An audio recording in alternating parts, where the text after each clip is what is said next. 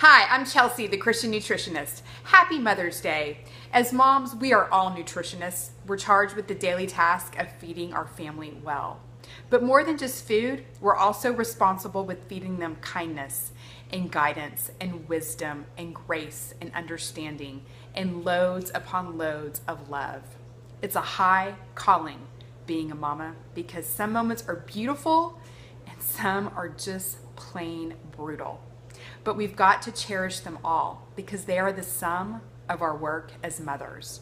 And just as we know that God provides nourishing foods for our bodies, so does He provide the strength and grace that we need for nourishing little souls. In Proverbs 31:27 it says, "She looks well to the ways of her household and does not eat the bread of idleness. Her children rise up and call her blessed, and her husband also. And he praises her.